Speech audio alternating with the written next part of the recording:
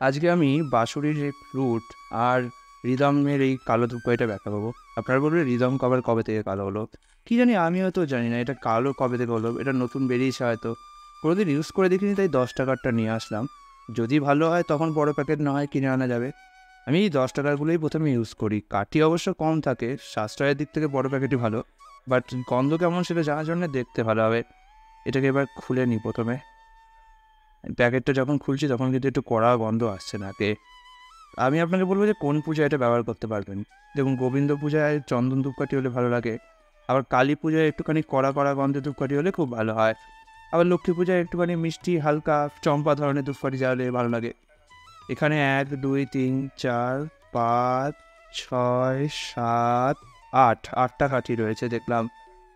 আগে তো 10টা কাঠি দিত রে, এখন 8টা কাঠি দিচ্ছে কেন? দিন দিন কাঠি কমে যাচ্ছে। বড় প্যাকেটেই একটু লাভ হয়, তাহলে বড় প্যাকেটেও যে এমন নয় কাঠি বেশি আছে, কমিয়ে দিচ্ছে। গন্ধটা দেখি তো কেমন গন্ধ। আরে বাবা, কি করা গন্ধ! এটা কালী পুজো ছাড়া তো ইউজ করা যাবেই না। আর শীতকালে তো যাবেই না। শীতকালে দরজা জানলা বন্ধ থাকে, এই কড়া গন্ধ যদি জ্বালাই তাহলে তো বাবা ঘরটা পড়ে যাবে। কি জানি কিসের ধূপকাঠি, লেখাও তো নেই যে চম্পা না কি যাই হোক, বাঁশুড়ির ফ্রুটটাকে দেখি কেমন। ফ্রুটের লেখা তো আছে ফলের, এবং বলের অনেক ছবিও তো দিয়েছে ফলের। গন্ধটা আশা করি ভালো হবে। খুলে নিই একটুখানি, দেখি বাবার দফ। এইগুলো ইকোনমিক প্যাকেটের দাম জানেন কত? এটা 92 টাকা করে পড়ে দুটোই। 92 টাকায় 12টা থাকে। এটা হচ্ছে ফলের অনেক ছবি দেখছি, বিভিন্ন রকমের ছবি। দেখি ফল ও পুষ্পন লেখা। দেখি কটা কাঠি আছে। খুলে নিই এটাকে, প্যাকেটটাকে।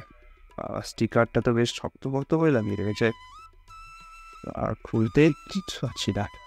পেছনটা দেখি, হ্যাঁ এদিকটা দিয়ে মনে হয় খুলে, এবার যা ছিঁড়ে গেল।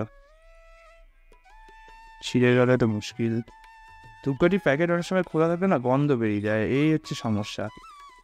নাহলে তো গন্ধ অনেক দিন থাকার কথা, কিন্তু প্যাকেট খোলা থাকলে হাওয়া লাগে আর গন্ধ বেরিয়ে যায়। কাঠিগুলোকে দেখি, 8 9টা 10টা কাঠি ছিল। কি সুন্দর গন্ধ! না, ফলের গন্ধটা কিন্তু খুব সুন্দর। এটা সত্যি কথা বলছি, ওই রিদমের থেকে আমার এই গন্ধটাকে বেশি ভালো লাগলো। আর রিদমটা একটু কড়া কড়া, বাট এটা একটু মিষ্টি আছে, তো শীতকালে নিঃসন্দেহে জানানো যাবে। এছাড়া গোবিন্দ পূজায়, লক্ষ্মী পূজায়, নিত্য পূজায় রোজই ব্যবহার করা যাবে। আমার তো সেই ফ্রুটটাই বেশি ভালো লাগলো।